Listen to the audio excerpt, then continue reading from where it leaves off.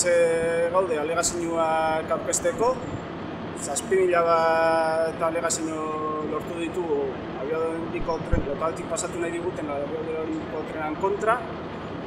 Oso argi dugu lautadan, benetan esan da, praktikamente lautada oso udaletxiak eta herri danak eseskoa eman dutelako, oso kaltegarria dela gure lautadarako eta lanean egin diren gauza bai turismoari begira, bai jendeari begira, tremendako kaltea egiten digulako, nekazaritza zelan ezin dugu ahaztu ez, tremendako kaltea egiten digula, ezta?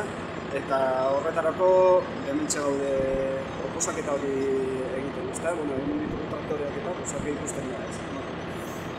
Hemendik Aldundira joango gara, argi dugu horrengoan indar metaketa behar dugula proiektu honen kontra egiteko, alderdiekin proposatu dugu elkarrizketak egiten ditugu, eta horretan gabiltza, ezta? Sinadurak de momento, esan bezala, 7.000 lortu ditugu, eta jarraituko dugu indarrean eta seguramente atxikimendu gehiago lortuko ditugu, porque orain arte bat ditugu sindikatu askona, udaletxeak esan da mogoen, herrixena, jende pila, 7.000, eta horretan gabiltza.